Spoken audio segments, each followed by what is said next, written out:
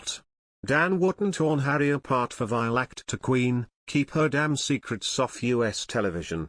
Do you miss your brother and your dad? A simple question for any loving family man, who had relied heavily on his closest relatives since the death of his mother as a child, you would think. But not Prince Harry. In fact, on the latest round of his royal bashing, American Breakfast Tell-All Telly tour, where he trashily traded off information about the Queen to build his US brand, expressing even the slightest hint of positivity towards Prince Charles and Prince William was the one personal area he avoided. When pressed by purring NBC Today show host Hoda Kotb, willing the Duke of Woke to do the right thing and prove his be kind credentials aren't as meaningless as a Twitter hashtag, Harry wouldn't offer even the slightest hint of an olive branch. Perhaps no surprise, given he's thought to be saving his sharpest criticism of the Prince of Wales and Duke of Cambridge for his grossly timed autobiography later this year. Harry has gone so far down the rabbit hole of bitterness and conspiracies around Megxit that he doesn't even regard Charles and Wills as part of his family anymore. In fact, in another disgraceful moment in the interview he hinted the Queen needed the right people around to protect her negation, the clear implication being that he doesn't think the two heirs to the throne are doing that job currently.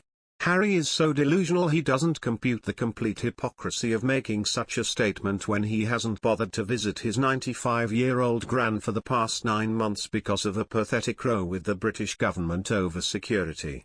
No wonder royal courtiers fume. What the hell would he know? Nope, for the Duke of Woke and King of saving the world from a Montecito mansion, the distinct lack of kindness from him towards his relatives helping to tear the royal family apart isn't his problem.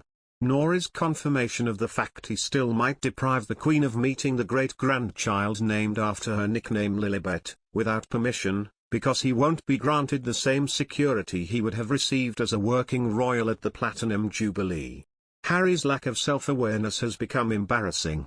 It makes it more obvious than ever that he is surrounded by nodding dog Hollywood yes-men who allow him to buy into these fantasies on a daily basis. So who is Harry's family now? Meghan and the kids, I guess.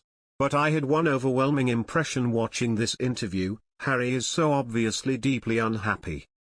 Hoda kept trying to remind him of his cheeky chappy reputation and draw out a bit of fun, but he couldn't even bring himself to rise to the act.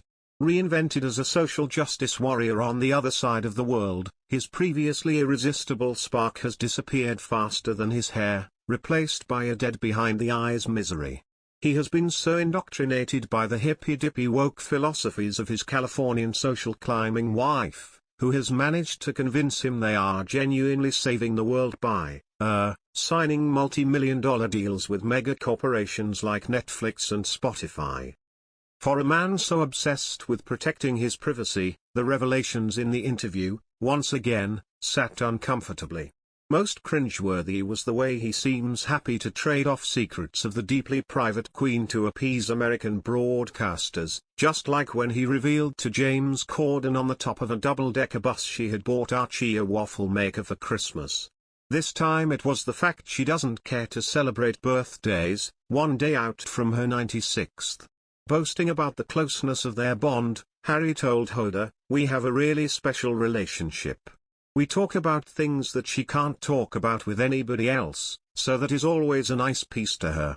But I think after a certain age you get bored of birthdays. It feels like that to us Brits too. Harry, the prince we fell in love with, is far more at home in California and we're all okay with that. Just please stop making life so much harder for the Queen, and keep her damn secrets off American television, and keep her damn